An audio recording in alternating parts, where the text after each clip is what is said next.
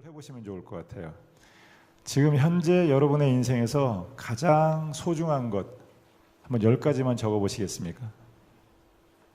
하나님, 교회, 건강, 자녀, 배우자, 집, 직업, 소명 뭐 이런 것들 있지 않습니까? 내 인생에서 가장 중요한 거 10가지. 시간이 없으니까 적었다고 하고요. 한번 여기 같이 적어볼게요. 뭐 한번 불러 권사님 인생에서 제일 소중한 거 하나님, 전우사님 인생에서 가장 소중한 거 가족. 좀 세분화해서 장가 안 갔죠? 그럼 부모님 또 얘기해 주시게요. 이 수염이 너무 잘 어울리셔요. 건강,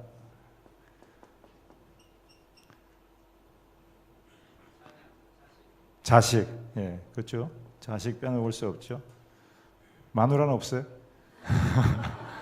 배우자, 또 친구,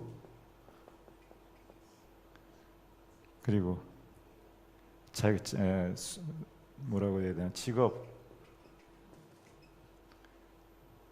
4개, 한 3가지만 더 써볼까요? 예? 목사님? 목사님.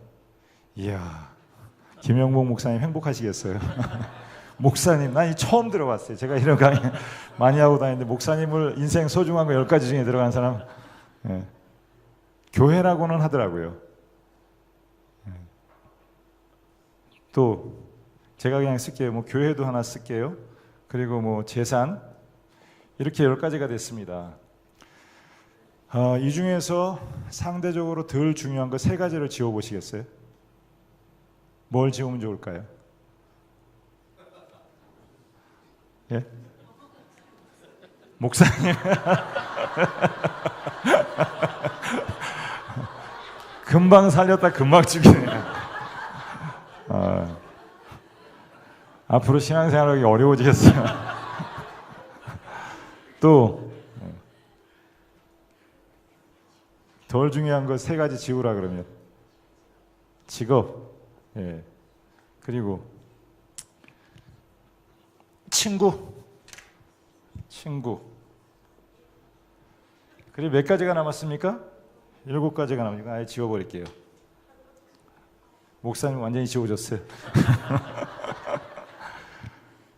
그리고 여기서 또 3개를 지워보십시오. 재산, 또 배우자? 누가 배우자 그랬어요? 배우자하고 자식 중에서 뭘 먼저 지워요? 이게 강의를 헛들으셨네. 그렇게 열심히 외치고 다녀도 자식이 먼저 빠집니까? 배우자가 먼저 빠집니까? 배우자가 빠져요? 아니, 앞으로 인생 살 동안 이게 인생에서 빠져나가는 순서예요. 자식이 빠져요? 배우자가 빠져요? 착각하지 마세요. 자식은 권사님 거 아니에요. 마누라 거예요. 조만간 아마 지금도 거의 빠져나갔을 거예요. 그 저희 누나도 애가 가서 1년 2년 동안 전화도 안 하고 문자도 안 받는데 그 물어봤더니 남편을 먼저 지우더라고요. 자식이 남았대요. 그래서 아니 걔는 벌써 99% 나가지 않았냐 그랬더니 내 마음속에서는 영원히 1번이래요. 지울 수가 없대. 그러나 오해하지 마십시오. 마지막 죽는 순간까지 같이 갈 사람은 누굽니까? 배우자래야 되죠. 제가 강요하면 안 되는데 그래서 3가지를 뺀다 그러면 뭘 뺄까요? 배우자를 먼저 뺀다 그랬죠. 배우자죠. 그리고 한 가지 또 교회. 4가지 남았어요. 하나님, 부모님, 건강, 자식. 그 중에서 하나를 더 뺀다 그러면 자식을 빼요? 부모님을 안 빼고?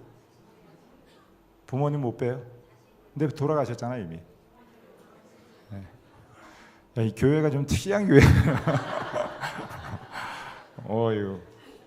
보통은 자식 생각하는 거 10분의 1만 부모님 생각해도 좋은 자식이라고 그러는데 보통은 부모님을 뺍니다. 부모님은 돌아가시니까. 하나님, 건강, 자식, 그 중에서 또 하나 빼면 뭘 뺄까요? 자식을 빼요?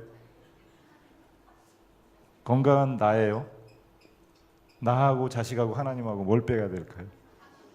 하나님을 빼요? 신앙인 맞아요? 연세대학교에서 학생들 3,000명을 대상으로 같은 질문을 했습니다. 10가지 인생에서 가장 소중한 것. 거의 대부분 비슷해요. 하나님, 가족, 배우자, 자녀, 가족, 부모님, 직업, 재산, 그래요. 그리고 뭐 재산이나 자동차, 집 이런 건 비교적 빼기 쉬워요. 자기 자신도 빼더라고요. 그런데 마지막까지 남는 거는 하나님과 가족. 하나님과 가족과 자신. 아직 그래도 크리스찬 밸류가 많이 죽지 않았더라고요. 뭐 대학 캠퍼스에서는 크리스찬율이 4%밖에 안 된다 그러는데 학생들이 기독교에 대한 이미지가 안 좋으니까 잘 밝히질 않아서 그렇지 실제로 3,000명 학생들이 가장 많은 대답이 첫째가 하나님이고 둘째가 가족, 세 번째가 자신 이렇게 나오더라고요. 어떤 사람은 이걸 비유로 배에 10명이 같이 타고 있는데 이 중에서 하나씩 떨어뜨리라고 그런다 그래요. 그건 너무 잔인한데 근데 사실은 잔인하게 들리지만 이게 이제 앞으로 여러분 삶에 일어날 일들입니다. 여러분 사별을 예방할 방법이 없습니다. 저도 저희 집사람 사랑해요. 요즘에는 50줄이 넘으니까 자는 모습 보면 마음이 짠해요. 그래서 자는 모습을 이렇게 쓰다듬고 눈물을 흘리고 그런 적도 있습니다. 짠하고 그래서 그런데 아무리 노력해도 사별을 예방할 수밖에 없어요. 제가 먼저 죽든지 그 사람이 죽든지 하는 걸 얼마 지나지 않아서 보게 될 거예요. 또 죽음을 예방할 방법 없습니다. 내가 아무리 건강을 지킨다고 죽음 예방할 방법 없어요. 제가 어제도 말씀드렸지만 100년 뒤에 여기 남아있을 사람이 있을까요? 남아있으면 불행입니다. 오래 사는 게 별로 복이 아니더라고요. 저희 교회 99세 할아버지가 계신데 자식들 다 죽었어요. 배우자도 죽었어요. 그것보다 더 처량한 게 없더라고요. 오래 사는 게 복이 아닙니다. 오래 사는 게 복이 아니에요. 그래서 우리 인생에 있어서 가장 확실한 미래, 그것은 죽음이라고 하는 것입니다. 사람은 태어나서 뭐 학교 가고 결혼하고 자녀를 출산하고 직업을 가지고 나이 들어가고 갱년기를 맞고 노년기가 되고 근데 그게 정말 한순간이에요. 저는 제가 이렇게 나이가 많을 줄 몰랐어요. 한순간입니다. 지금 염색을 해서 그렇지 완전 백발이에요. 대원교회 온 지 17년 됐는데 이 정도만 하면 이제 은퇴를 해야 되고 그리고 나면 이제 하나님 나라 갈 준비를 해야 되는 거예요. 그래서 인생이 참 잠깐입니다. 그래서 지금 우리 인생에서 가장 중요한 그런 순간이 있다 그러면 그 죽음과 관계가 있는데 결혼식을 준비하는 것처럼 또 노년기를 준비하는 것처럼 자기 죽음을 준비해 가야 된다는 거예요. 청년들은 나하고는 관계없다고 생각할지 몰라요. No. 오는 데는 순서가 있지만 가는 데는 순서가 없습니다. 누가 먼저 갈지는 몰라요. 누가 먼저 갈지는 몰라요. 나이 순서대로 가는 게 아니에요. 지금 저는 이제 죽음에 대한 얘기를 하려고 하는데 가장 은혜로운 학문 중에 하나인 것 같아요. 그래서 김영보 목사님한테 제가 제안을 했는데 목사님은 조직신학자고 저는 상담학자예요. 그래서 우리가 좀 다른 퍼스펙티브로 죽음에 대한 책을 하나 같이 공저를 해보자 그런 얘기를 했는데요. 죽음이란 무엇입니까? 여러분 한 번도 생각해 보신 적이 없을 거예요. 심지어 70 넘은 할아버지들도 암에 걸리면 아니 하나님 나에게 왜 이런 시련을 주십니까? 아니 70 넘어서 암 안 걸리는 게 이상한 거지. 약약 먹고 사는 게 이상한 거지. 그 나이 되도록 병들지 않는 사람이 누가 있겠습니까? 근데 나는 아니라고 생각해요. 나는 영원히 살 거라고 생각해요. 그러다 어느 순간에 병들고 죽음이 눈앞에 다가오면 허둥허둥거리고 막 절망하고 생의 끈을 놓지 못하다가 그냥 허물어져 버리는 게 사람입니다. 허황된 의식 속에 살 때가 많습니다. 이렇게 들떠서 살 때가 있습니다. 허망하게 살아요. 그런데 죽음이 눈앞에 다가오는 순간 삶의 본질을 직면하게 됩니다. 죽음이 가까이 왔는데 이제 한 2달밖에 안 남았는데 과장하지 않습니다. 헛된 데 돈 쓰지 않아요. TV 보면서 재방송 보면서 앉아있지 않을 거예요. 진짜 인생을 살게 되거든요. 죽음에 대해서 생각하면서 내가 누군지를 알게 되고 관계에 대해 다시 생각하게 되고요. 사람이란 죽음으로 영원히 끝나버리는 존재입니까? 임학순인 죽는 순간 완전히 cease of life, 존재의 중단입니까? 그냥 완전히 세상에서 없어져 버리는 것입니까? 아니면 다른 모양으로 계속해서 생은 연장이 되는 것입니까? 죽음은 인생에 있어서 가장 큰 교훈이에요. 가장 슬픈 것은 죽는다는 사실이 아니라 죽은 사람처럼 살아간다는 거예요. 여러분 자살하고 싶은 사람 많이 있을 거예요. 마음 괴로워서. 그럴 필요 없어요. 우린 다 시한부 인생을 사는 거예요. 제한된 인생을 살고 있습니다. Time is life. 시간이 생명입니다. 그리고 그 시간은 지금도 모래시계처럼 계속해서 떨어져 나가고 있어요. 지금도 찰칵 시간이 갈수록 여러분의 인생의 생명은 점점 줄어들어 가고 있어요. 그래서 삶은 기회이고 누구의 삶이든지 노숙자의 삶이든지 아니면 뭐 이건희 회장의 삶이든지 삶은 아름다운 것이고 삶은 하나님의 선물이고요. 우리에게 주는 가장 지혜는 삶의 마지막 순간에 서 있는 사람들, 그 사람들이 우리에게 던져주는 지혜가 가장 큰 지혜라는 거예요. 사람들은 늘 삶 속에서 의미를 찾으려고 합니다. 두려움과 싸우고 사랑할 사람을 찾고, 그리고 의미를 찾지 못하면 인생의 허망함을 느끼고 또 인생은 덧없다고 얘기하고 그래요. 그런데 임종을 앞둔 사람을 한번 가서 만나보십시오. 얼마나 삶을 갈망하는지 몰라요. 오늘은 어제 죽은 사람이 그렇게 살고 싶어하는 내일이래요. 지난주에도 췌장암으로 돌아가신 성도님 가서 마지막으로 대면하고 왔습니다. 목사의 특권이에요. 죽음을 노티스하는 역할을 목사가 해요. 저는 담대하게 합니다. 권사님 죽습니다. 2주 남았대요. 이 사람은 몰라요. 가족도 얘기 못하고 의사도 얘기 못해요. 근데 제가 가서 얘기해요. 그냥 그렇게 준비되지 않은 상태에서 마무리하지 못하고 인생 끝낼래요? 아니면 지금 마지막 작별 인사를 자녀들과 나누고 의미 있는 시간을 보내고 천국을 준비하는 가운데 가실래요? 이렇게 제시해요. 그리고 마지막 성찬식을 꼭 해요. 이것은 당신을 위해서 주신 예수님의 살입니다. 이게 보통 때는 계속해서 되어진다고 생각하니까 의미가 없는데 마지막 한 주밖에 안 남았어요. 이것은 당신을 위해서 흘리신 예수님의 피입니다. 그 순간이 얼마나 그게 강력한지 몰라요. 오수 슈이치라고 하는 사람이 죽을 때 후회하는 25가지라는 책을 썼습니다. 작은 책이에요. 한 30분이면 다 읽을 만해요. 그런데 그 교훈은 어마어마합니다. 이 사람이 호스피스 병동에서 사역을 한 정신과 의사예요. 한 1000명 정도 죽어가는 환자들을 심층 면접하고 쓴 글입니다. 사실 저도 1000명까지는 안 돼도 한 수십 명, 수백 명 죽어가는 사람들을 만난 것 같아요. 목사가 하는 가장 일 중에 장례를 치르거든요. 장례를 치르는데 7번 예배를 드려요. 여러분도 목사님을 너무 혹사시키는 것 같아요. 제가 와 보니까 너무 너무 일이 과중하신 것 같아요. 저는 장례식 7번 하면은 한 번만 가요. 6번은 부목사님이 가시고 한 번만 갑니다. 주일 설교 준비하고 또 그 다른 일에 집중할 수 있도록 양해를 구하고. 근데 한 번 갈 때 입관 예배 때 가거든요. 입관 아시죠? 마지막 시신을 정비해서 이제 장례를 관에 모셔서 장례를 치르기 전에 드리는 예배예요. 그래서 이제 시신을 옷을 갈아입히고, 예전에 목사가 그 염을 지금 다 했습니다. 요즘에는 장의사에서 다 하고 얼굴만 내버려 두라 그래요.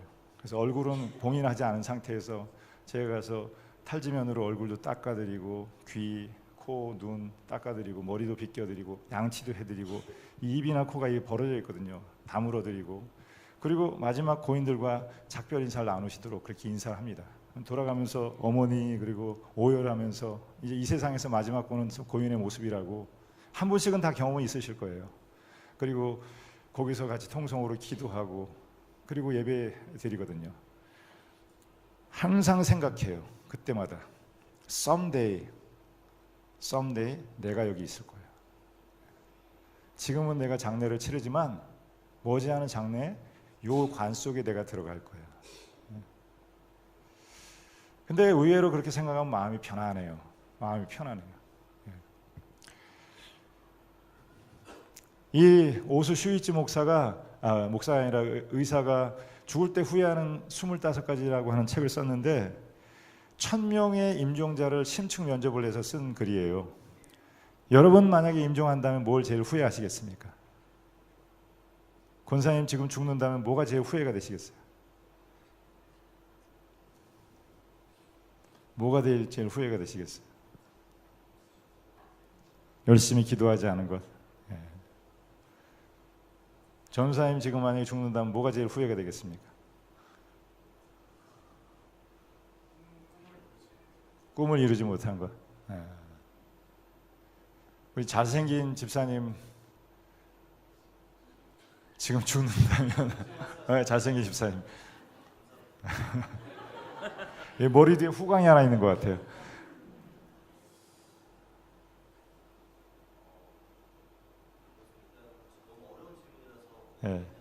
한 번도 생각해 본 적 없죠. 그러니까 영원히 살 줄로 생각한다니까요. 애들한테서 잘해주지 못한 거.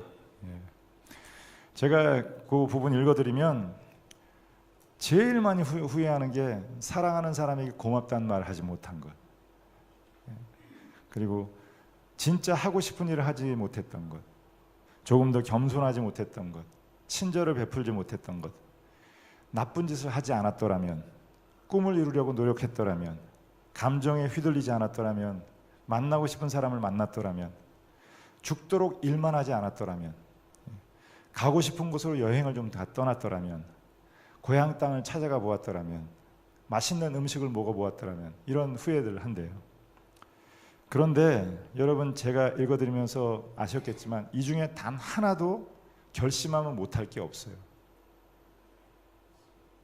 사랑하는 사람에게 고맙단 말 얼마든지 마음만 먹으면 할 수 있습니다. 맛있는 음식도 먹을 수 있고요. 기도도 열심히 할 수 있습니다. 그렇죠? 친절을 베풀 수 있습니다. 겸손할 수 있어요.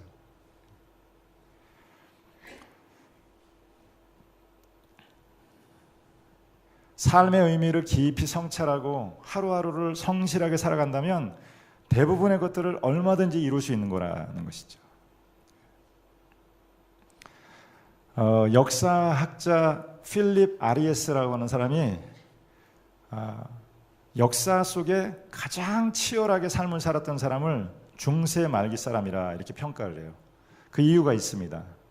중세 흑사병이 돌아서 유럽 인구의 3분의 1이 죽었다 그래요. 얼마나 죽음이 만연해 있었던지 도처에 시체가 널브러져 있고 아이들이 뼈다귀 가지고 놀았다 그래요. 교회 밑에는 시체들로 그득했었다는 거예요. 전염병이 돌아서 언제 내가 죽을지 알지 못하는 상황입니다.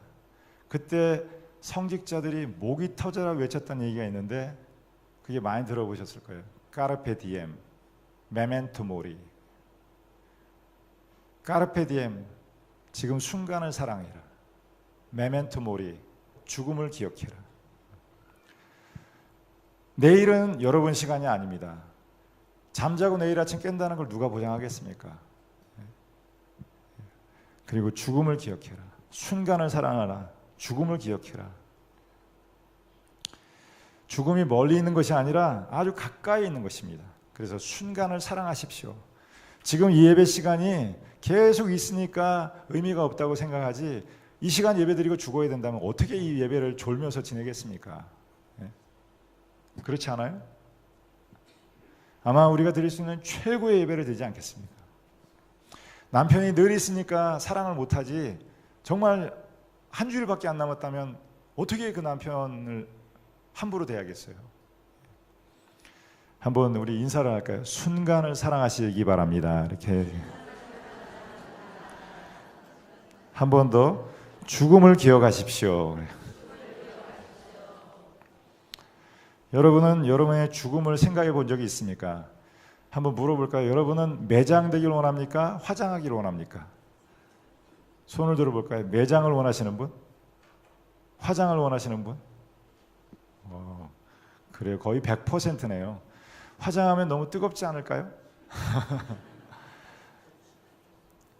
그래서 저는 매장을 원한다고 너무 뜨겁다 그랬더니 저희 집사람이 그러면 땅 속에 있으면 답답하지 않겠니? 한번 뜨거운 게 나을 것 같다 생각을 바꿨어요. 여러분 지금 죽어도 하나님 앞에 설 준비가 되어 있습니까? 지금 죽는다면 천국 갈 준비가 되어 있습니까? 죽으면 어떻게 되겠습니까? 하나님 보좌 앞에 서야 될 텐데 준비가 되어 있습니까? 그렇게 신앙생활에서 하나님 만날 수 있겠어요? 여러분 장례식을 누가 치러주기를 원하십니까? 어떤 목사님? 아까 한 말이 있어가지고 얘기를 못 하시는군요. 장례식에 어떤 찬송을 하기를 원하십니까? 자기 찬송이 있으면 좋아요. 자기 성경 구절이 있으면 좋습니다. 저는 데살로니가 후서 말씀 항상 기뻐하라 쉬지 말고 곧 기도하라 범사에 감사하라 이는 그리스도 예수 안에서 너에게 하신 하나님의 뜻이니라. 그 말씀 참 좋아요. 그 말씀을 성경을 제 비석에 써주기를 바랍니다. 그리고 찬송가는 380장 나의 생명 되신 주. 저희 아버지가 그 찬송을 좋아하셨거든요. 그래서 지금도 그 찬송을 부르면 아버지 생각납니다. 눈물 나요. 우리 어머니는 288장 예수로 나의 구주 삼고 성령과 피로서 거듭나니 이 세상에서 내 영혼이 하늘의 영광 누리도다. 여러분 자녀가 기억하면서 부를 찬송이 있어야 되지 않겠습니까? 성경 구절 생각하면 우리 어머니 성경 구절이다. 늘 집에서 TV 드라마 보는 모습만 보여주지 말고 성경책 보는 모습, 기도하는 모습. 우리 여자 부목사 하나 있는데 임정아 목사라고 한 46세 됐는데 싱글이에요. 근데 어머니가 돌아가셨는데 너무 마음이 슬프더래요. 견딜 수 없이 슬프더라는 거예요. 결혼했으면 좀 덜 할 것 같아요. 결혼을 안 하고 사니까 어머니 돌아가셨는데 견딜 수 없이 자기가 무너지게 되더라는 거예요. 근데 기도를 하는데 하나님이 환상으로 보여주시는데 어머니가 집에서 늘 기도하시던 그 자리에 빛의 형상으로 어머니가 계시는 거예요. 그래서 어머니가 지금도 여기 함께 하시는구나. 그게 굉장히 위로를 받고 슬픔에서 이겨났다고 그러더라고요. 여러분 그런 모습이 기억할 만한 모습이 자녀에게 있어야 되지 않겠습니까?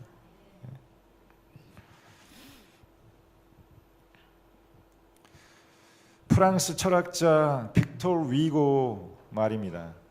죽는 것이 두려운 것이 아니라 제대로 살아본 적이 없는 것이 두려운 것이다. 죽는 것이 무서운 게 아니라 인생을 제대로 살아본 적이 없는 것이 더 두렵다고. 지금 시간 한번 죽음에 대해 깊이 생각을 해보고 병들어 죽어가는 사람에게 죽음은 무엇이고 삶은 무엇인지 또 그것을 지켜보고 있는 가족들에게 삶이란 무엇인지 우리는 다 탄생에서부터 죽음까지 2시간 사이를 살고 있습니다. 저희 아버지가 1933년생이시거든요.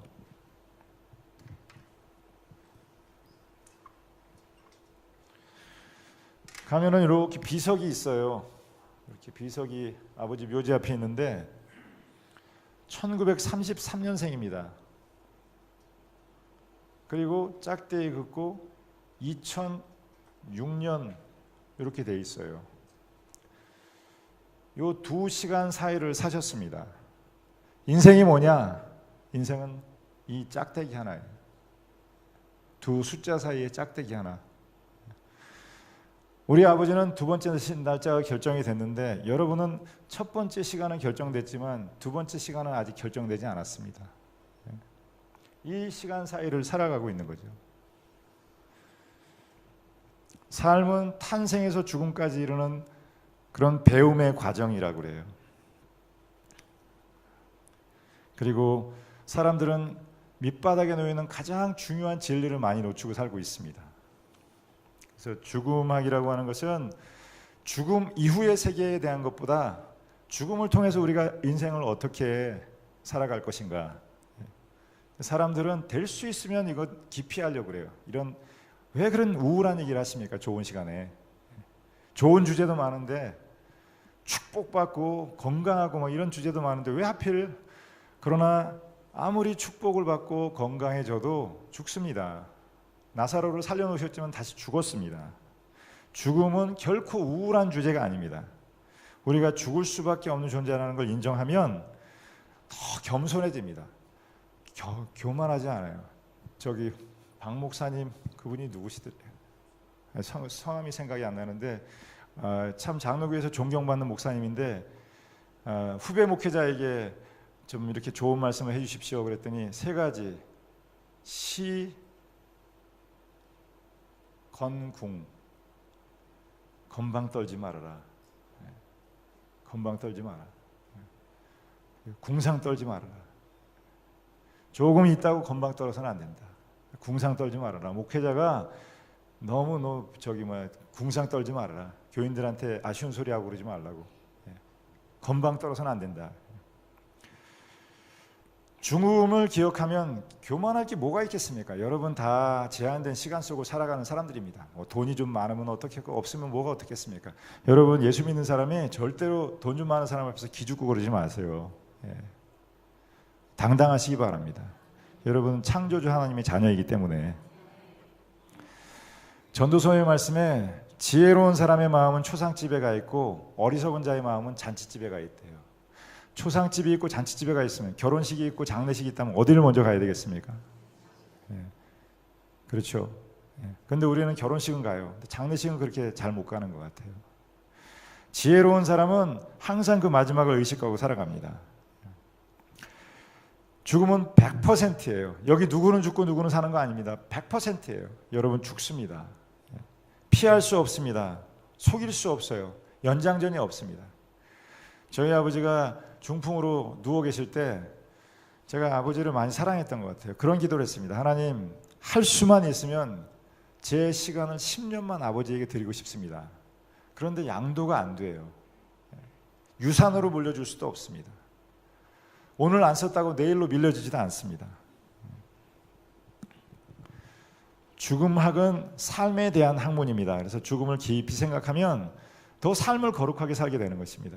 저희 교회에서는 평신도 신학원을 해요. 4학기제 2년 과정인데 그 중에 한 학기가 죽음 예비 교육을 합니다. 관짝도 있어요. 그래서 다 관에도 한번 들어가 보고 생각보다 좁더라고요. 그런데 위에서 관 뚜껑을 닫아요. 근데 저는 되게 답답할 줄 알았는데 편안하더라고요, 마음이. 또 수의도 한번 입어봅니다. 그리고 유서도 한번 써봐요. 사실은 이게 의미가 있는 시간이 되려면 자기 유서를 한 번씩 써보면 참 좋아요. 사랑하는 사람에게 남기고 싶은 말들, 또 유산을 분배할 것들, 그리고 장례식에 관한 것, 어떤 찬송을 하고 어떤 꽃을 쓰고 어떤 목사님이 와서 주례를 해주시면 좋겠고, 그런 얘기들을 미리 다 준비하는 거죠. 임종이 가까우면은 이렇게 독소가 많이 돌아서 정상적인 판단이 불가능해요.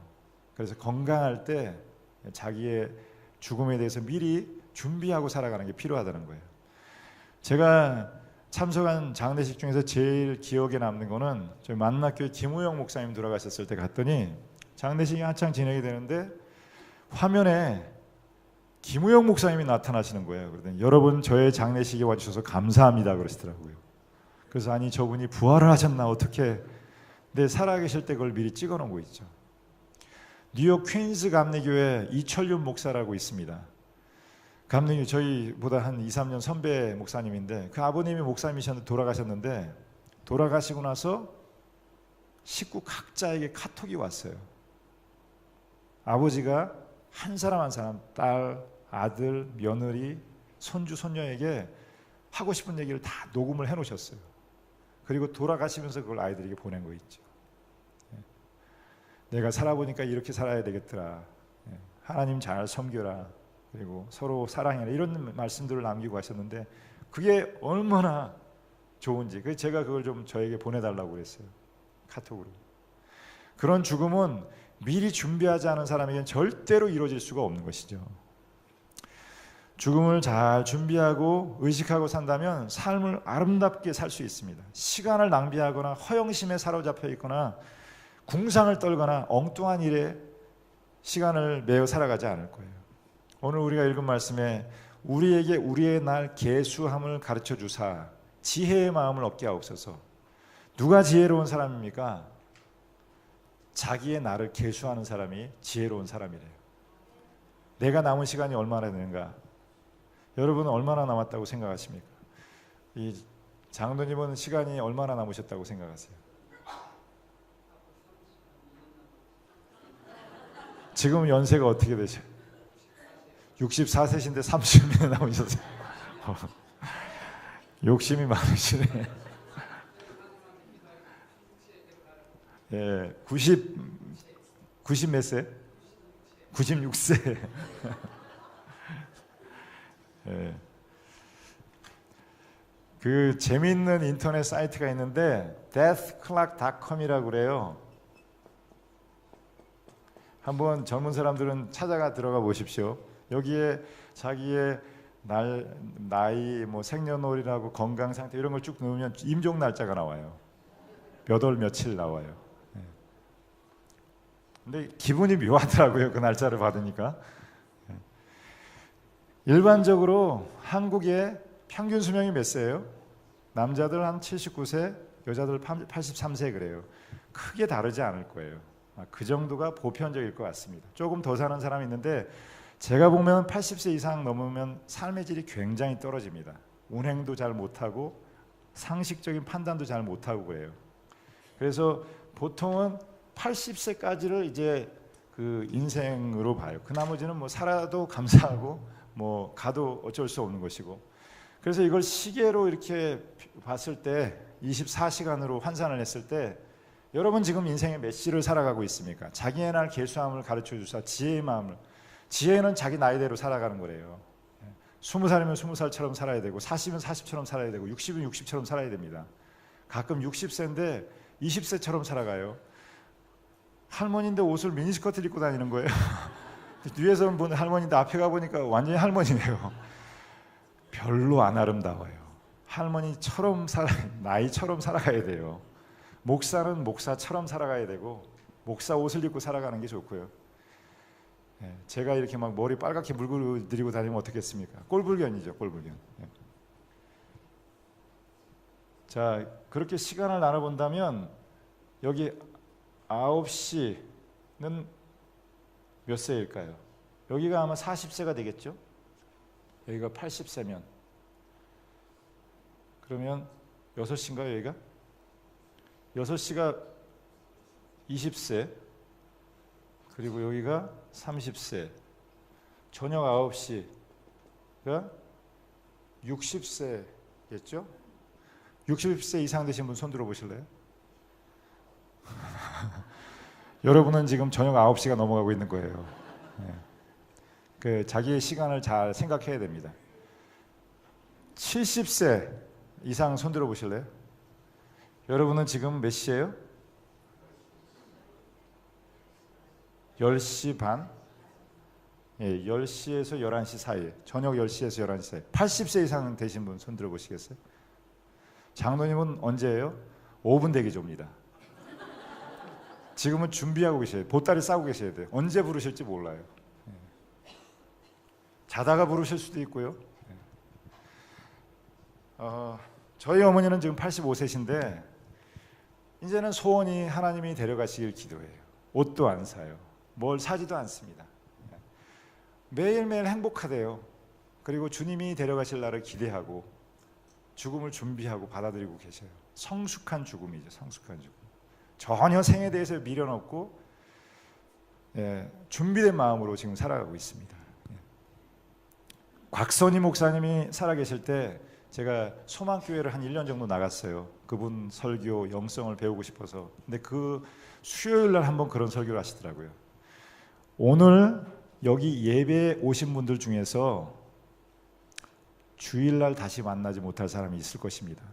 하나님이 목사에겐 가끔 어떤 식스 센스를 주셔요. 이 자리에 한 사람이 다시 보지 못할 사람이 있을 거란 말씀을 주시더래요. 다른 때보다 10분 더 회개하고 기도하고 하십시오. 근데 진짜로 한 분이 돌아가시는 길에 돌아가셨어요. 예. 그리고 그 얘기 하시더라고요. 여러분 지금 60이 됐으면 절대로 남을 비평하는 얘기를 하지 마십시오. 왜냐? 천국이 멀지 않았어요. 70세가 됐습니까? 덕을 세우는 말만 하십시오. 70세 됐는데 자식이랑 재산 가지고 싸우고 얼마나 더 사신다고. 예? 얼마나 더 사신다고. 할 수 있으면 베푸십시오. 여러분의 것은 베푼 것뿐입니다. 하나님 앞에 드린 것과 베푼 것밖에 없어요. 다 놓고 갑니다. 죽을 때 나눠주는 건 필요 없는 거 나눠주는 거예요. 살아있을 때, 지금 능력이 있을 때 베풀어 주세요. 베풀어 주세요. 여러분은 지금 몇 시를 살고 있습니까? 저는 지금 50대 중반이니까 지금 여기 오후 3시쯤 될 것 같아요. 일할 시간이 많지 않습니다. 6시면 퇴근 아니에요? 이제 불과 몇 년 남지 않았어요. 마지막 불꽃처럼 이제 태우고서 이제 은퇴를 해야 되겠죠. 이렇게 자기 시간을 계수하는 사람은 인생을 허망하게 보내지 않을 거예요. 그냥 재방송 보면서 몇 시간씩, 뭐 쇼핑 인터넷으로 하면서 몇 시간씩 보내고, 얼마나 precious time, 소중한 시간들인데. 만약에 한 달밖에 안 남았다고 생각해 보십시오. 어떻게 TV 보면서 거의 재방송 보고 앉아 있겠습니까? 제가 임종을 앞둔 사람들 보면은 상상도 못했던 일을 해요. 자기 재산을 나누어서 가난한 사람이 구제를 하기도 하고, 교회를 세우기도 하고, 또 도저히 이 사람만큼 내 흙이 들어가도 용서 못한다, 찾아가서 용서를 구해요. 형제간에 등지고 사는 사람들은 의외로 형제가 사이좋은 사람들이 많지 않더라고요. 근데 패턴이 있는데, 부모가 남겨준 유산이 없으면 행복해요. 근데 부모가 유산을 물려주면 다 싸우더라고요. 그래서 나눠줄 유산이 없는 게 복이에요. 찾아가서 가족들도 만나고 고맙다, 사랑한다는 말. 오늘 예배 마치고 가실 때 꼭 기억나는 사람, 부모님이든지 여러분이 은혜를 입은 사람이든지 한번 문자라도 보내보십시오. 고맙다고, 사랑한다고. 서양 사람들은 초등학교부터 교과 과목에 죽음 예비 교육이 있습니다. 결혼 예비 교육이 있는 것처럼, 노후에 재정 파이낸스 플랜을 하는 것처럼 죽음을 준비하는 교육들이 대학 교육에도 담겨져 있더라고요. 한번 여쭤볼까요? 죽음이 사건입니까? 과정입니까? 죽음이 사건이에요? 과정이에요? 그러면 왜 놀래요? 죽는다면. 누구나 가는 인생의 과정이에요. 사건이 아닙니다. 태어나서 학교 가고 결혼하고 아기 낳고 은퇴하고 그러는 것처럼 인생에 있어서 누구나 빼놓을 수 없는 가장 소중한 과정이에요. 여러분 이 땅에 영원히 살지 않습니다. 50년 뒤에도 이 자리에 있을 사람 많지 않을 거예요. 대부분 다 하나님 나라에 갈 사람들이 많습니다. 죽음에 대한 바른 태도를 가져야 삶을 바로 살 수 있습니다. 웰빙에 대한 관심이 많은데, 잘 살았습니다. 나중에 죽을 때 추태 떨고 죽는다면 그걸 어떻게 잘 살았다고 하겠어요? 저는 축복할게요. 여러분의 인생의 죽음이 가장 아름다운 대관식, 클라이맥스가 되기를 바랍니다. 우리 아버지는 인생을 잘 사셨던 것 같아요. 마지막에 장례식을 하는데 그렇게 많은 사람들이 와서 울고 슬퍼하고 그분에게 이렇게 은혜를 입었다고 그렇게 얘기하시는 분들이 많더라고요. 참 부럽다. 저렇게 살면 좋겠다. 저희 김경석 권사라는 사람이 고등부 부장 선생님이었는데 55세에 여기 특별 새벽기도 하는데 대표기도 하고선 내려가 자리에 앉더니 제가 앞에서 보고 있어 이러는데 쓰러지는 거예요. 그 자리에서 죽었어요. 특세를 하다가 돌아가셨으니, 특세하면은 죽어도 가는 사람도 살아야 되는데 멀쩡한 사람이 죽었으니 교회가 어렵지 않겠습니까? 저한테는 목회의 큰 위기였는데, 여기도 어딘가 코너에 있더라고요. 손양한 목사님의 10가지 감사. 아들 2 죽었는데 2 순교자 나게 하심을 감사합니다. 하나 바친 것도 아니고 2 바쳐서 감사합니다. 가장 아름다운 청년의 시기 드려서 감사합니다. 미국 보내려고 했는데 천국 가게 하심을 감사합니다. 이런 감사의 제목이 있더라고요. 그래서 성도들과 함께 그걸 읽고, 이분이 비록 빨리 죽었지만 예배 시간 기도하고 마쳤으니 순교 아니냐. 그러니 우리가 이분의 가시는 길을 잘 돌봐드리자. 그리고 장례식 그걸 교회에서 했어요. 관을 모시고 와서 이 앞에다 모시고, 그리고 성도들이 다 예배에 참 1000명이 나온 거 있죠. 그리고 갈 때는 이렇게 자동차까지 쭉 두 줄로 도요를 해가지고 찬송가를 부르면서 갔더니 교인들이 다 그러는 거예요. 나도 기도하다 죽고 싶다. 나도 기도하다 죽고 싶다. 예, 죽음학을 다룰 때 항상 빼놓지 않고 다루는 주제가 3가지가 있는데요. 먼저 첫 번째는 그냥 그 말 그대로 죽음이란 무엇인가? 죽음이란 무엇인가? 죽음이 끝입니까? 아니면 시작입니까? 완전한 무로 돌아가는 것입니까? 아니면 형태를 바꿔서 다른 모습으로 살아가는 것입니까? 또 두 번째, 좋은 죽음이란 무엇입니까? 어떻게 해야 아름다운 죽음을 맞이할 수 있을까요? 축복할 테니까 아멘 하시기 바랍니다. 여러분 잘 죽으시기 바랍니다. 잘 죽으세요. 죽을 때가 아름답게 죽으시기를 바랍니다. 죽을 때가 여러분 인생에서, 저는 기도해요. 제가 죽는 순간이 제 인생에서 가장 클라이막스에 가장 아름다운 순간이 되게 해주십시오. 죽었을 때 그 사람 고약한 사람이야, 자기밖에 몰랐던 사람이라고 그럴까요? 아니면 참 아까운 사람 죽었다고, 정말 하나님의 사람이었다, 정말 신실한 사람이었다 얘기할까요? 좋은 죽음이란 무엇입니까? 나쁜 죽음은 무엇일까요? 그리고 세 번째는 죽음을 통해서 무엇을 배울 수 있을까요? 죽음을 생각하는 이유가 무엇입니까? 죽음이 우리 삶에 던져주는 교훈과 메시지는 무엇입니까? 사실은 이 강의의 가장 주제는 여기 있습니다. 세 번째, 죽음을 생각하면서 우리가 오늘 하루하루를 어떻게 삶을 살아갈 것인가. 한번 살펴보면 죽음이란 무엇입니까? 여기에 3가지 태도가 있습니다. 먼저 첫 번째는 불가지론자예요. 죽음은 논의의 대상이 되지 못한다는 거예요. 우리가 아무도 죽어본 사람이 없습니다. 그건 beyond our imagination, 우리가 경험할 수 있는 그 세계 밖의 이야기예요. 너도 모르고 나도 몰라. 그걸 논의하는 것 자체가 무가치한 일이다. 하버드 대학교 교수 한 사람이 죽음이란 무엇인가를 썼는데 저하고는 내용이 달라요. 그 사람은 그냥 이론 학자라서 죽음 현상에 대해서만 이렇게 나열을 해놨더라고요. 근데 저는 그런 의미에서 죽음학을 가르치고 싶은 생각은 없어요. 죽음이란 그냥 너도 모르고 나도 몰라. 그러므로 이건 뭐 논의의 대상이 아니다. 예를 들면 공자 같은 분, 공자님이 입신양명만 관심이 있지 죽음이나 그 이후의 세계에 대해서 전혀 관심이 없어요. 유교는 삶에 대한 학문이에요. 죽음에 대해서는 전혀 언급되지가 않습니다. 그래서 우리 사회가 이렇게 죽음을 외면하고 공동묘지 하나 들어선다 그러면 막 결사반대예요. 그럼 지 죽으면 어디 갈 건데? 그럼 어디다 묻을 건데 자기는? 죽음을 도외시하고 외면하고 있는 문화입니다. 공자님에게 그 제자 자유라고 하는 사람이 물었대요. 공자님, 선생님, 죽은 다음에 영생이 있다고 생각하십니까? 공자님이 뭐라 그러냐면, 야 이놈아, 내가 세상인들 다 모르는데 죽은 다음에 일을 어떻게 알겠느냐. 그게 정직한 사람이고, 그래서 공자님은 세계 4대 성인 중에 한 사람인 것 같아요. 내가 아는 건 지금 눈에 보이는 이 현상 세계밖에 몰라. 죽음 이후의 영적인 세계 나는 몰라. 정직한 답이죠. 또 두 번째 그룹은 순환론자예요. 불가에서는 죽으면 또 새로운 생명으로 탄생이 되고 순환론이에요. 윤회를 얘기합니다. 끊임없는 순환 체계로 생명을 보고 있어요. 노무현 대통령이 부엉이 바위에서 뛰어내려서 자살을 했습니다.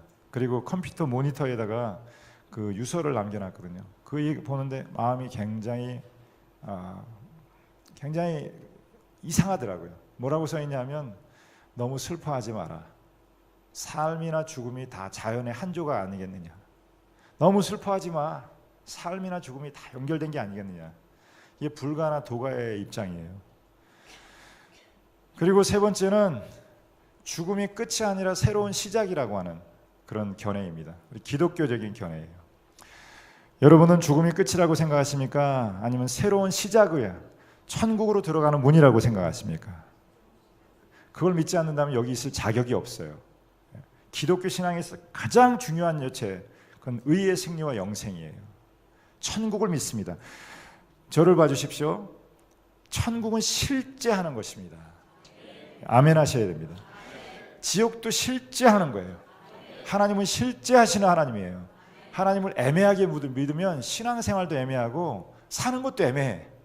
근데 보십시오. 신앙이 하나님을 명확하게 믿는 사람은 삶도 명확합니다. 흔들림이 없어요. 하나님이 살아계시고 제가 실제하고 여러분이 실제하는 것처럼 하나님은 실제하시는 분이에요. 저는 여러분에게 그런 순도 100%의 믿음이 있기를 바랍니다. 흔들림 없는 믿음이 있기를 바라요. 그리고 천국과 영생도 실제하는 거예요. 실제하는 거. 아무도 경험해 보지 않았습니다. 그런데 한 분 경험해 보신 분이 있죠. 누굽니까? 예수님. 성경은 전부 다 부활 사건을 기조로 써 있어요. 베드로와 사도들이 사도행전에서 전한 복음은 무엇입니까? 너희가 죽인 그 예수 그리스도가 부활하셨고 그분이 우리의 구원자이시고 하나님이 보내신 분이시고 그분을 믿어야지만 영생이 있다. 이게 모든 메시지의 핵심이에요. 부활이 빠지면 그건 설교가 아닌 거죠. 십자가와 부활이 존재하지 않는다면 설교가 아니라 그냥 강연이 되는 것이죠. 강연. 여러분이 뭐가 아쉬워서 이런 강연, TV 틀면 얼마나 좋은 강연이 많은데 유창하게 말 잘하는 사람 얼마나 많은데 굳이 와서 이렇게 촌스러운 강연을 또 듣고 있겠습니까? 죽음은 끝이 아니라 여러분 한 클래스에서 한 40명 학생이 있는데 40명 학생이 수학 문제를 다 못 풀었어요. 그럼 답이 있는 거예요? 없는 거예요? 그럼 없다고 주장할 수 있을 거예요. 그런데 한 사람 풀었습니다. 그럼 있는 거예요? 없는 거예요? 그건 답이 있는 거죠. 나머지 애들이 어리석어서 못 푼 것뿐이지. 예수님의 부활이 왜 그렇게 중요한가? 2000년 전에 저기 그 중동 땅 한 구석에서 죽었다가 살아났다는 게 왜 그렇게 중요한가? 그거는 어마어마한 사건이에요. 교회는 예수님의 부활을 기조로 넘어지기도 하고 살아가기도 해요. 부활이 없다면 교회는 존재할 수가 없는 거고 여러분 다 사기당하고 있는 것이고요. 목사는 거짓말쟁이가 되는 거예요. 예수님의 부활 위에 교회는 세워져 있습니다. 그게 초대 그리스도인들이 목숨을 내려고 원형 경쟁에서 사자밥이 돼가면서 증언했던 바이거든요. 그게 진실이 아니라면 그 사람들이 무엇 때문에 자기 목숨을 내걸고 죽어가면서 생명보다 더 소중한 게 뭐가 있겠습니까? 그걸 증언을 했겠습니까? 예수님이 부활하셨다는 것은 죽음이 끝이 아니고 영생이 있다는, 무엇보다도 제자들이 보는 가운데 승천하셨다는 건 무슨 뜻이에요? 하늘나라로 올려가셨다는 것은 하나님 나라가 실제한다는 거예요. 그건 이념이 아닙니다. 실제하는 거예요. 하나님 나라는. 여러분이 들어가야 될 곳입니다. 요한계시록에 보면 예수님과 성도의 관계를 신랑과 신부의 관계로 표현해요. 근데 저는 하나님과의 관계가 아버지 아들 관계가 좋아요. 주인과 종 이해가 돼요. 근데 부부 관계는 좀 어색한 것 같아요. 근데 최근에 제가 아가서 강의라면서 깨달은 게 있는데 아들은 아버지 마음을 몰라. 애들 아버지만 몰라요. 종 주인만 모릅니다. 교회에 글자 틀린 거 저밖에 안 보여요. 아무도 몰라. 주인 마음을 좀 알아주면 좋겠는데. 그런데 아내는 남편의 마음을 압니다. 아내하고 남편은 하나예요. 한 몸이에요. 똑같이 느끼는 거예요. 그래서 예수님과 우리가 신부와 신랑이라는 건 완전한 합일, 완전한 하나됨을 의미하는 거예요. 신랑 대신 예수님이 천국 가서 뭘 하고 계십니까? 우리를 위해서 처소를 예비하고 계신다 그래요. 그리고 우리가 죽는 순간은 그 하나님의 나라의 혼인잔치 시간이에요. 그래서 여러분이 죽는다고 해서 슬퍼할 일이 아니라 이제 천국의 혼인잔치, 예수님과의 혼인잔치에 들어가는 거예요. 황금문에 들어가는 것이고 12대문, 금 끝, 그러니까 좀 지루하지 않겠는가? 지루하지 않더라고요. 여러분 목회하는 거 지루하다고 생각하는데 안 지루해요. 지루할 틈이 없습니다. 천국 매일 꽃, 금 그러면 지루하지 않겠는가? 그렇지 않습니다. 예수님께서 모든 사람이 다 죽었지만 부활하신 것은 우리에게 죽음이 끝이 아니라 영생이 있다는 거. 여러분 꼭 천국에서 만나기를 바랍니다. 저희 교인들하고는 늘 그 얘기해요. 12대문 중에서 천국의 두 번째 대문에서 우리 만나자. 대원교회 성도들은 12대 대문 중 두 번째 문에서 만나자. 한번 또 인사를 해볼까요? 옆에 사람에게 우리 꼭 천국에서 만납시다. 이렇게 인사를 할까요?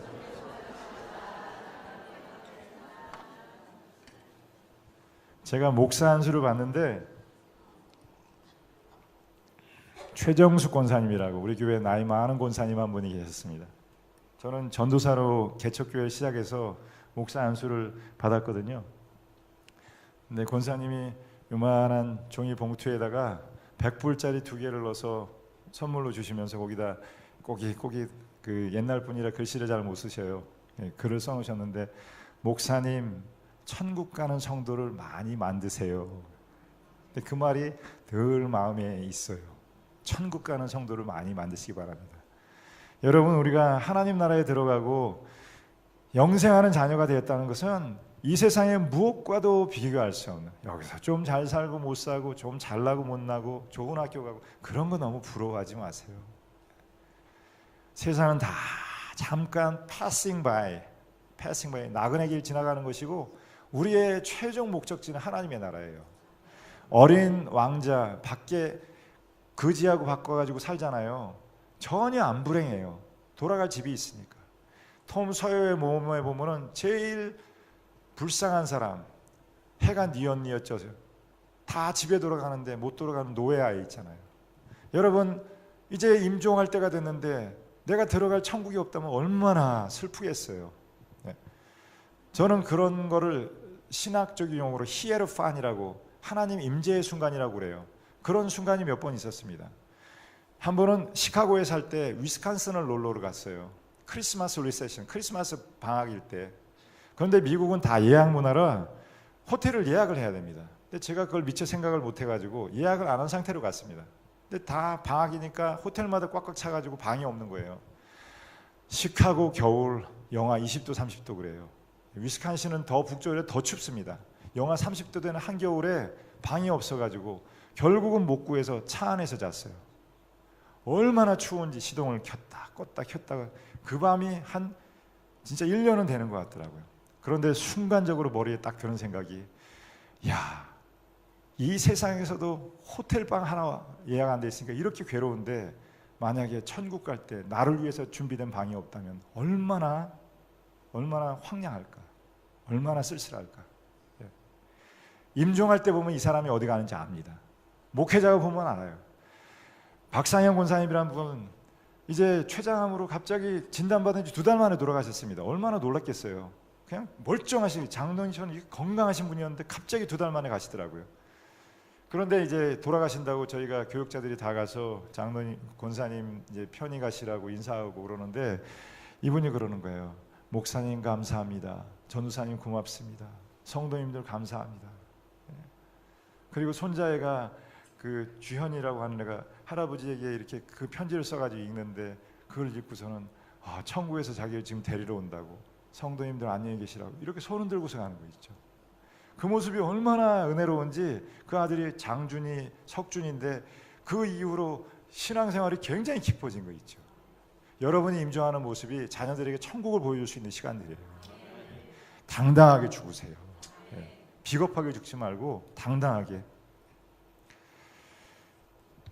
두 번째, 좋은 죽음이란 무엇인가? 잘 죽는 것은 무엇입니까? 좋은 죽음이 있고 나쁜 죽음이 있는데, 일단 나쁜 죽음은 인생의 과업이 끝나지 않았을 때.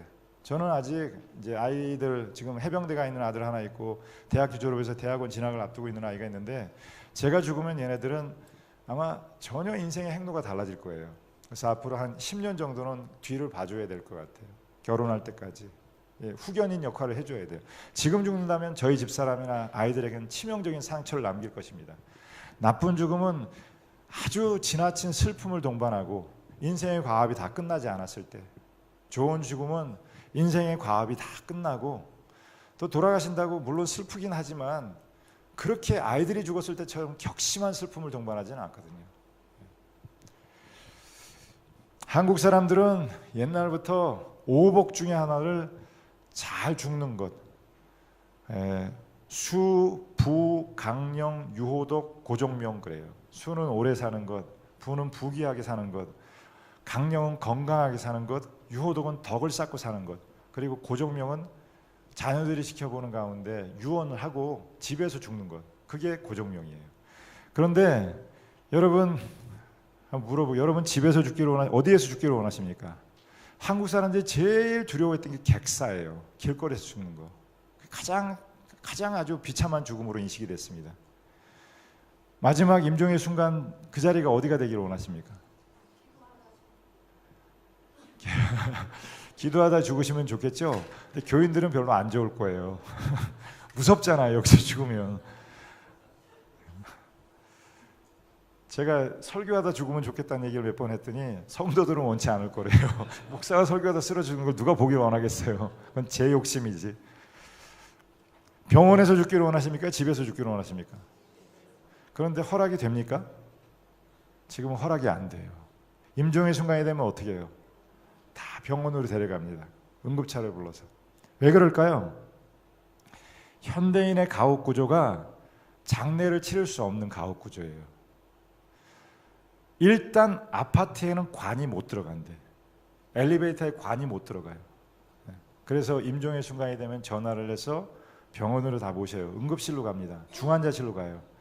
진짜 안타까운 게 이분 이제 내일 모레면 죽어요. 숨이 깔딱깔딱합니다. 근데 중환자실에는 면회가 돼요, 안 돼요? 오전 30분, 오후 30분.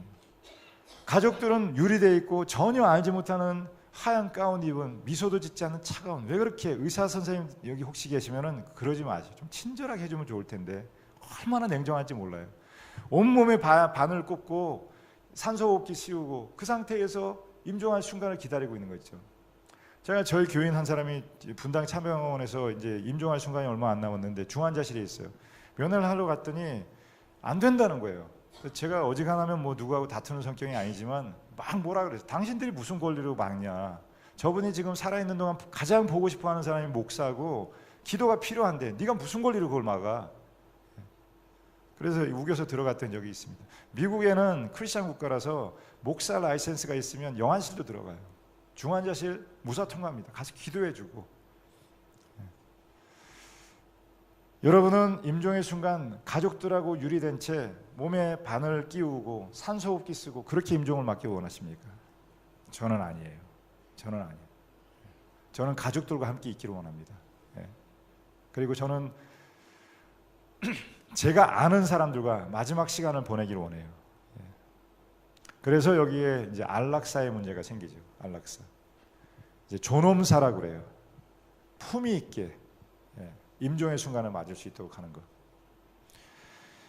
임종 그 안락사에는 두 가지가 있는데 하나는 생명은 내 것이니까 내가 죽을 수 있는 권리도 내게 있다. 여러분 동의하십니까? 아멘이에요. 큰일 날 소리예요. 생명은 여러분께 아닙니다. 하나님의 거예요. 그래서 내가 죽을 권리 없어요. 자살하면 지옥 갑니다. 어떤 경우에도 자살하면 지옥 가요. 그러니까 절대로 함부로 자살하면 안 됩니다.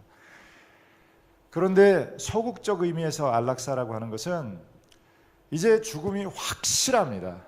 그런데 기계적으로 의사들은요 죽음이 실패해요. 어떻게든지 목숨을 연명시켜 놓으려고 합니다. 그래서 목에다 호수 끼우고 우리 아버지 그렇게 5년 사셨어요.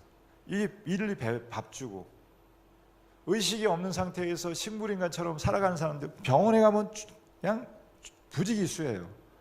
효자병원, 노인병원에 가면 수백 명이 이러고서는 그냥 의식 없는 상태에서 생명만 부지하고 있는 거 있죠. 그런 의료 연명 치료를 하지 않겠다는 거예요.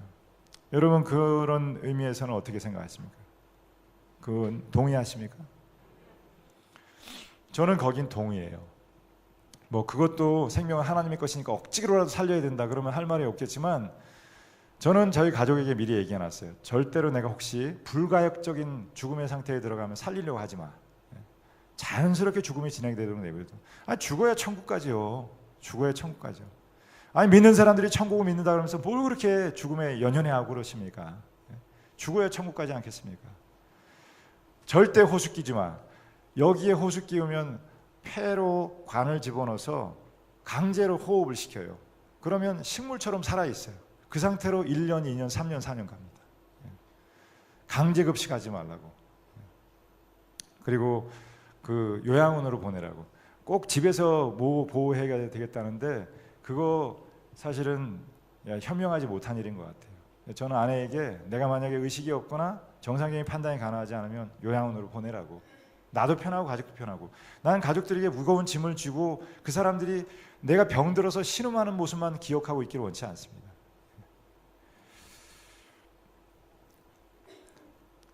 존엄사에 대해서 이제 처음 그 학문적인 영역으로 그 시작한 사람이 스코트라고 하는 사람인데, 이 사람이 1981년 포르투갈 리스본에서 아주 유명한 선언을 했습니다. 환자는 인간으로서의 존엄성을 유지하면서 죽을 권리가 있다. 그래서 이제 그 글을 하나 썼는데 제가 한 부분을 읽어드릴게요. 마지막 죽음의 순간이 다가오면 죽음의 과정이 다음과 같이 진행되기를 바랍니다. 저는 병원이 아니고 집에서 죽기를 바랍니다. 어떤 의사도 주변에 없기를 바랍니다.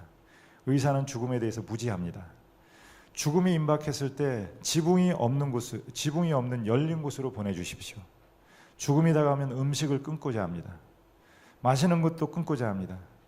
저는 매장 대신 화장을 해주시고 화장 끝난 뒤 죄를 거두어서 우리 집 땅에 나무 아래 묻어주십시오. 저는 죽음이 진행되는 과정을 하나하나 느끼고 싶습니다. 어떤 진통제, 마취제 사용하지 마십시오. 저는 될 수 있는 대로 존엄 있게, 조용하게, 빠르게 죽음의 경험을 하고 싶습니다. 주사, 심장 충격, 강제급식, 산소주입, 수혈을 하지 마십시오. 내가 죽어가는 자리에 참여한 사람들은 슬픔에 잠길 필요가 없습니다. 오히려 마음에 조용하고 위험 있고 기쁨과 평화를 가지고 죽음의 경험을 대신하시기 바랍니다. 죽음은 광대한 경험의 영역입니다. 저는 최선을 다해 살았으므로 기쁘고 희망찬 마음으로 죽음을 맞이하고자 합니다. 죽음은 다른 세계로 옮겨가는 것입니다. 혹은 새롭게 탄생함입니다. 삶의 다양한 전개와 마찬가지로 죽음 역시 우리는 흔쾌히 받아들여야 됩니다. 그리고 때가 가까이 왔습니다. 죽음이 가까이 왔을 때 가장 사랑하는 친구 헬린 니어링에게 얘기했습니다. 더 이상 음식을 먹지 않겠다. 물도 마시지 않겠다. 그리고 맑은 의식 속에서 죽음을 맞이했다고 그래요. 암이 하나님의 선물이라는 걸 아십니까? 암은 하나님의 선물이래요. 왜냐하면 중풍이나 치매는 자기를 모르는 가운데 죽어요. 근데 암은 마지막 죽는 순간까지 자기를 알고 의식하면서 죽음을 예비하면서 죽을 수가 있어요.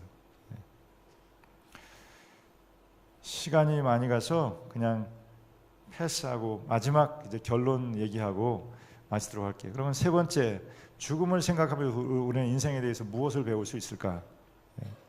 칼 야스퍼스는 인간은 죽음을 인식한 때부터 비로소 인생을 살기 시작한대요. 애들 몇 살이냐 그럼 몇 살이라고 생각합니까? 자기가 산 날만 생각해요. 10살이에요. 10년, 20살이에요. 20년 생각합니다. 어르신들, 장로님 64세라고 그러셨죠? 그럼 뭘 생각합니까? 남은 시간을 생각해요. 이제 몇 년 남았다. 몇 년 남았다 생각해요. 죽음을 인식한 다음에 비로소 인생의 근원에 대해서 인식을 하게 되고 죽음을 생각하면서 참된 자아를 발견하게 된다 그래요. 그리고 순간의 삶에 충실하게 된다. 하이데거라고 하는 철학자도 죽음을 대면하는 과정에서 사람은 참된 변화를 맞이할 수 있다. 제가 만나본 어떤 사람도 임종 자리에서 하나님 부정하는 사람 본 적 없습니다. 제 아무리 무신론자도 기도해 드릴까요? 눈물을 쏟으면서 저를 위해서 기도해 주십시오. 눈물을 쏟으면서 기도해 달라 그래요. 죽음의 순간만큼 임상 뱉은만큼 하나님 만남의 자리가 없는 것 같아요. 여러분 착각하지 마십시오. 여러분 창조주 아니에요. 여러분 하나님 아닙니다. 하나님을 의지하는 게 왜 부끄러운 일입니까? 사람 의지하는 건 부끄러운 일입니다. 그러나 하나님은 창조주셔요. 우리는 피조물입니다. 그분을 의지하는 게 왜 부끄러운 일입니까? 그분을 의지함 없이 절대로 삶은 존재할 수가 없어요. 여러분 스스로 태어난 것도 아니고 원한다고 죽는 것이 아닙니다. 죽음에 대해서 부정하면 부정할수록 죽음을 더 두렵게 여기게 됩니다. 제가 학교에서 강의하면서 한 학생이 찾아왔어요. 여학생인데 이제 뭐 어렸을 때 어머니 아버지 이혼하시고 아버지하고 살았는데 아버지로부터 학대를 당하고 뭐 성폭행을 당하고 너무너무 슬픈 인생을 살았습니다. 25살 아이가 어떻게 이렇게 인생이 기구할까? 손목을 보니까 자해 흔적들이 많아요. 그리고 이 머리가 약간 매스업이 돼가지고 정상적인 판단이 잘 안 되는 거예요. 근데 죽음학을 공부하면서 삶이 정리가 되더래요. 그리고 죽으려고 할 필요가 없어요. 왜냐하면 시간 되면 다 죽습니다. 우린 다 열려진 무덤으로 걸어가고 있는 중이에요. 삶은 선물이고 삶은 아름다운 것이라는 것을 깨닫고 그리고 더 이상 그런 자살 충동을 가지지 않게 되었다. 우리 유교 사상이 정신을 지배하고 있는데 유교는 죽음을 도외시합니다. 될 수 있으면 피하려고 그래요. 화장시설이나 알골당은 혐오시설에 들어가요. 그게 왜 혐오시설입니까? 우리인데, 예? 우리가 죽어서 가야 될 곳인데 왜 그게 혐오시설이에요? 사람의 인생의 가장 중요한 세 가지 주제는 삶과 사랑과 죽음이라고 그래요. 사랑을 하면 삶에 대한 성찰이 깊어집니다. 죽음에 대해서 생각하면 삶에 대한 성찰이 깊어져요. 죽음을 깊이 의식할수록 삶은 더 아름다워지는 것이죠. 세월호 생각만 해도 우리 한국 역사상 가장 비극적인 순간 중에 하나일 거예요. 세월호 사건이 있은 다음에 그 부모들이 잊을 수가 없는 거죠.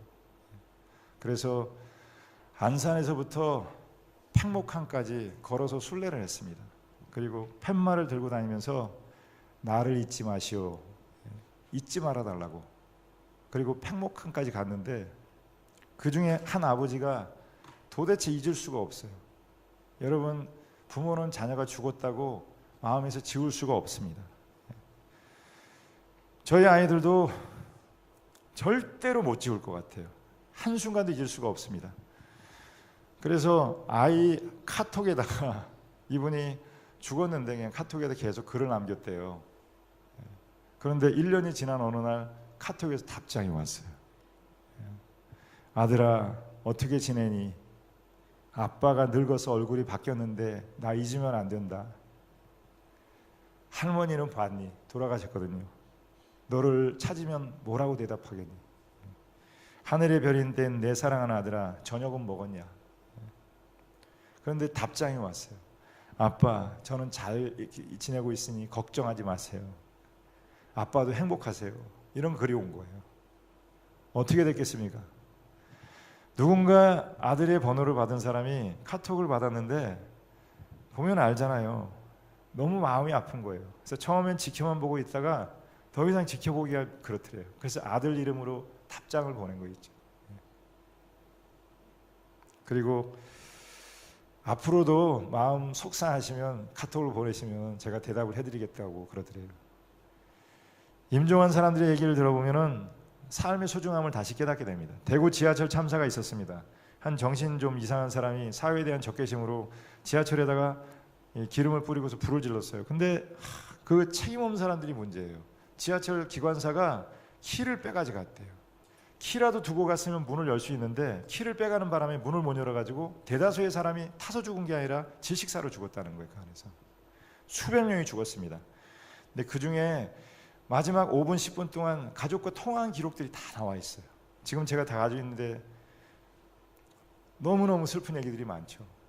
신혼부부들 이제 만나서 밥 먹으러 가려고 하고 또 성경 공부 모임에 참석하는 사람들. 그 중에 하나는 이제 내일 수학여행을 가는데 가방과 새 신발을 사달라고 엄마한테 얘기를 했대요. 그때 엄마가 신발도 있고 가방도 있는데 뭘 또 살라 그러니 야단을 했더니 삐쳐가지고 집을 나갔습니다. 친구들하고 백화점에서 이제 보고 있는데 엄마가 전화를 했어요. 근데 안 받았어요. 짜증나가지고. 그런데 집에 와서 TV를 보니까 지하철에 불이 난 거예요. 부랴부랴 핸드폰을 찾아봤더니 거기 엄마 메시지가 와 있어요.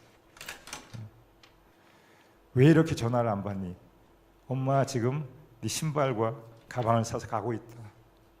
지금 지하철 탔어. 그리고 뒤에 몇 분 뒤에 다시 문자가 하나 왔는데 미안하다. 신발과 가방을 전해주지 못할 것 같아. 사랑한다 우리 딸. 마지막 메시지라는 거예요. 죽음은 멀리 있지 않습니다. 자동차 백밀러에 보면은 눈에 보이는 것은 생각보다 가까이 있다 그래요. 멀지 않습니다. 내일이 될 수도 있습니다. 곽선희 목사님 얘기처럼 주일날 여러분 못 볼 사람도 있을 수 있어요. 잠자는 것은 죽음 연습이래요. 성경에는 죽음을 잔다고 표현하지 않습니까? 잘 때 누가 아침에 깨어날 걸 보장합니까? 그냥 자다가 돌아가시는 분이 얼마나 많은데. 저는 목회를 하면서 많은 성도님들을 만납니다. 어떨 때는 아침에는 돌잔치하고 점심때 결혼 예식하고 저녁 장례식하고 그럴 때도 있어요. 임종하시는 분들을 만나면 삶이 혁명적으로 바뀌어요. 거룩해집니다. 하나님을 믿어요. 그 김종호 씨라고 하는 분도 세종실업이라고 큰 회사를 경영하시는 분이었습니다. 수천억, 수백억, 수천억 자산가신데 평생 하나님을 안 믿더니 임종하는 한 달 동안 예수님 믿고 세례도 받고, 그리고 제가 기도했더니 아멘 아멘, 1년에 딱 한 번씩 교회 나왔는데 용서를 구하기도 하고 용서할 수 없는 사람을 사랑하기도 하고요. 그리고 자신만 생각하던 사람이 손을 벌려서 사람들을 가슴으로 끌어안고, 예전 같으면 상상도 못했을 모험을 단행을 하고요. 그리고 하나님을 받아들이고 믿음의 삶을 시작하기도 하고 그러더라고요. 그렇다면 왜 지금 그렇게 살지 못합니까? 왜 꼭 죽을 날을 받아놓을 때 가서 변하려고 합니까? 기도가 부족하다고 생각하시면 왜 지금 기도하지 않습니까? 아이들에게 미안한 마음이 있다면 집사님 가서 미안하다고 얘기하세요. 사랑한다고 얘기하십시오. 고맙다고. 고향 땅을 찾아가 보십시오. 여행을 해보세요. 너무 일만 하지 마세요. 그냥 평생 죽도록 일만 하다가 어느 날 죽음이 와가지고 그냥 황망하게 인생을 마무리하더라고요. 성지순례도 좀 가보세요. 선교도 좀 가보십시오. 재산이 있으면 너무 인색하게 하시지 말고 손을 펴서 구제도 해보십시오. 저희 교회 이정순 권사라는 사람이 작년 11월 달에 돌아가셨어요. 재작년 11월 달 딱 1년 됐어요. 오셨는데 목사님 건강검진을 했는데 췌장에 뭐가 보인대요. 그래서 초기니까 잘 해결이 될 수 있겠지. 그런데 그게 1년 만에 번져서 몸에 암이 꽉 찼대요.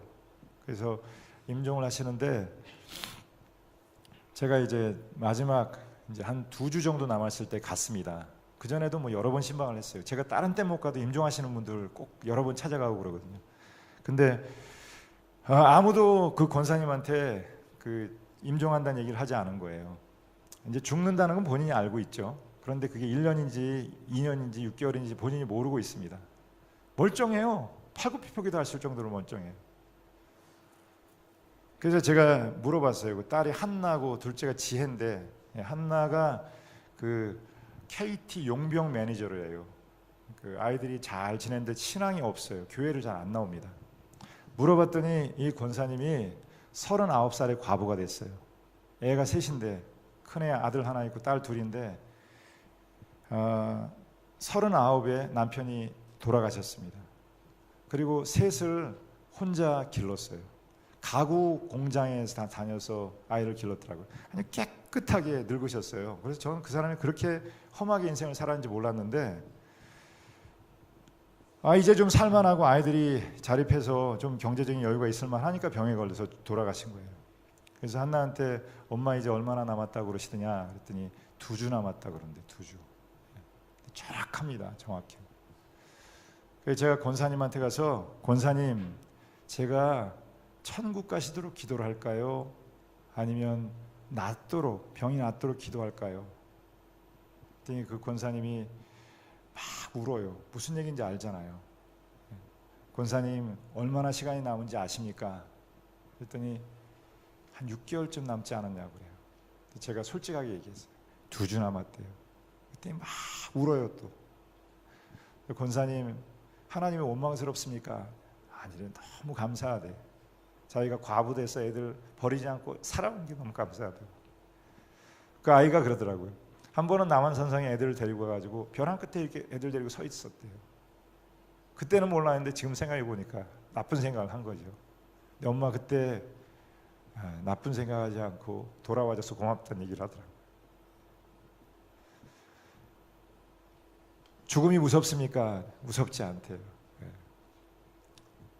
그래서 아이들 들어오라 그랬어요. 한나, 지혜 들어와라.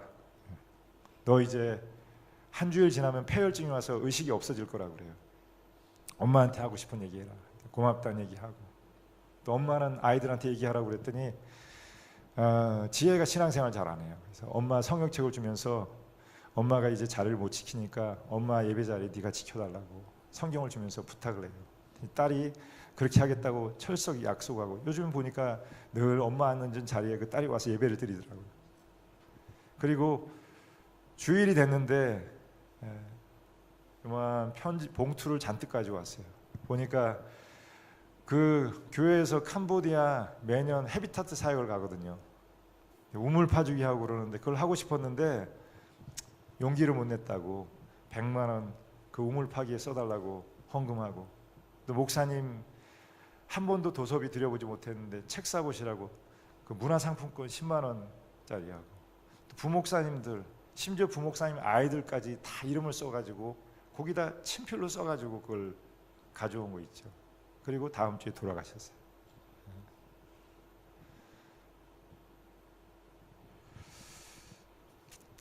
여러분, 왜 죽을 마지막 순간이 돼서야 변합니까?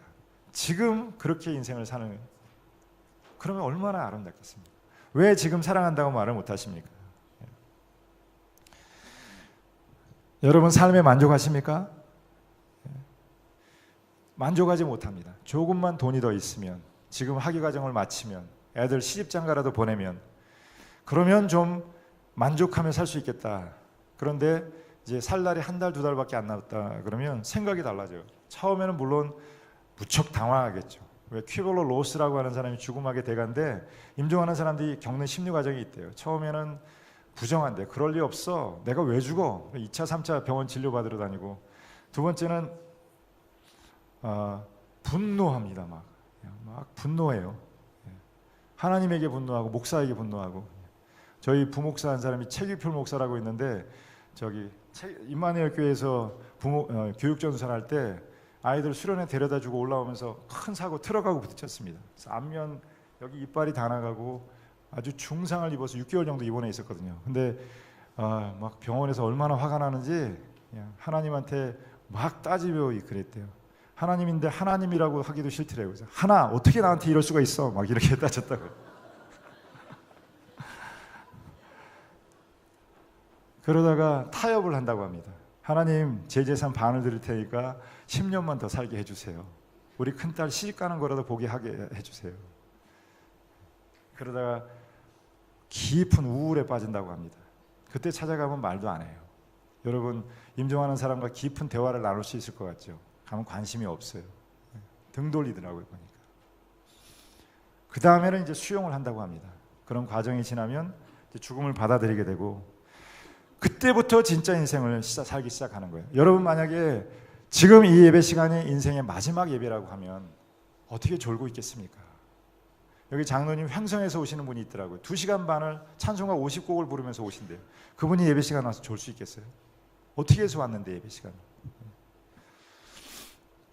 아내를 사랑하는 마음이 각별해요. 아내하고 커피 마시면서 예배하는 시간이 천국 같은 시간입니다. 왜냐하면 영원하지 않아요. 아이를 학교에다 데려다주는 시간들.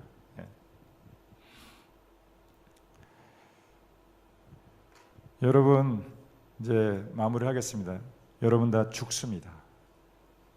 여러분 다 죽습니다. 여러분 죽습니다. 이 사실이 아무리 잔혹하게 들리고 그럴지 몰라도 그건 사실이에요. 지금도 시간이 초가 지나갈수록 여러분의 모래시계는 줄어들고 있어요. 그런데 그 죽는다는 사실을 받아들이면 더 이상 죽음은 두려움의 대상이 아니라는 거예요. 지금 남아있는 시간 정말 순간순간 분초를 아껴서 하나님이 기뻐하시는 그런 삶의 내용으로 채워가시기를 주님의 이름으로 축원을 드립니다. 아멘이시죠? 예, 마치도록 하겠습니다. 우리 함께 감사의 박수 한번 올려드리도록 할까요?